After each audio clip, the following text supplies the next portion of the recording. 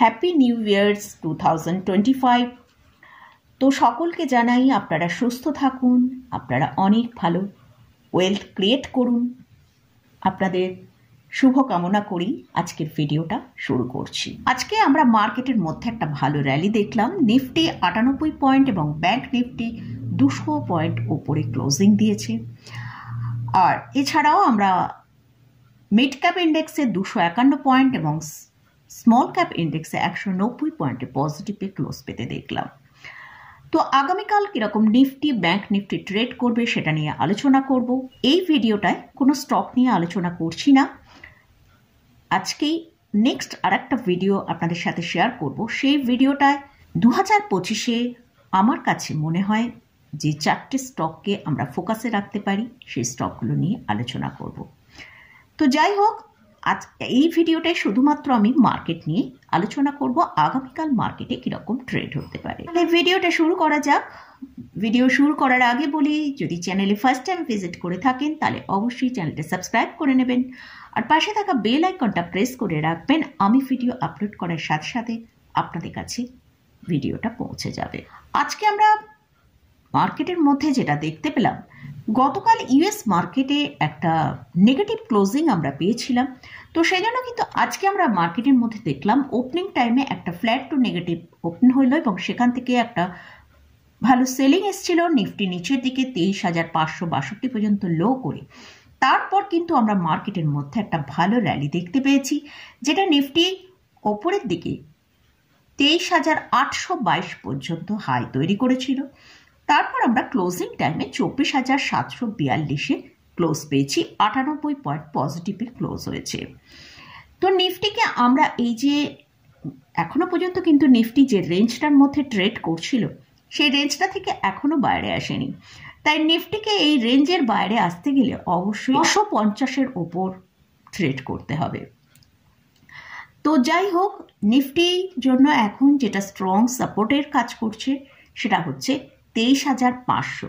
আজকেও আমরা দেখলাম নিফটি কিন্তু 23,500-র নিচে ট্রেড করেনি। তো 23,500 কিন্তু একটা স্ট্রং সাপোর্টের কাজ করছে।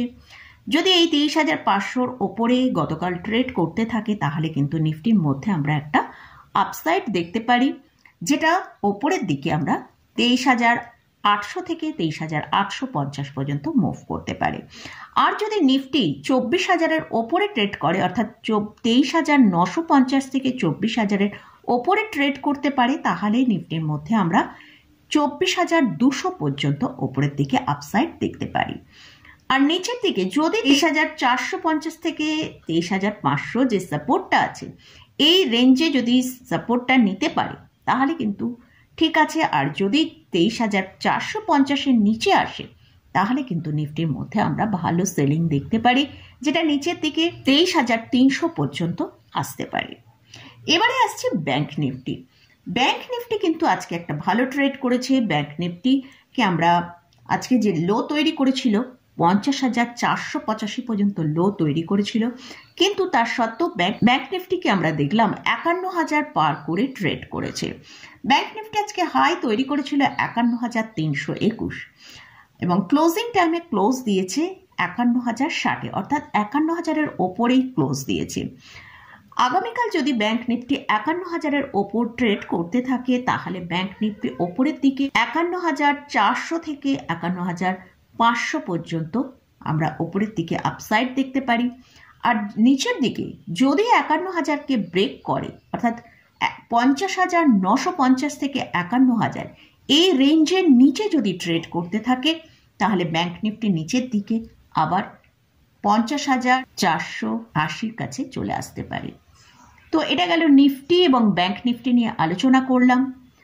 আর আগেই বললাম এই ভিডিও স্টক নিয়ে কিছু আলোচনা করব না, আসবে সেই ভিডিওয়ে আমি 2025-এ আমার ওয়াচ লিস্টে যে 4টে স্টককে রেখেছি সেটা আপনাদের সাথে শেয়ার করব। তো সেই ভিডিওতেই স্টক নিয়ে আলোচনা করব। তো আর যদি ইন্ডেক্স নিয়ে আপনারা কোনো বাই বা সেল আপনারা কোনো রকম ট্রেড নিতে চান তার আগে ভালো করে চার্ট অ্যানালিসিস করে নিয়ে তারপরে নেবেন। আমি এই ভিডিওয়ে কিন্তু কোনো রকম কোনো রেকমেন্ডেশন করছি না, না বাই না সেল। তো মোটামুটি আজকের মতন ভিডিওটা এখানে শেষ করছি। ভিডিওটা যদি ভালো লাগে অবশ্যই লাইক করবেন, শেয়ার করবেন, সাবস্ক্রাইব করবেন। ধন্যবাদ।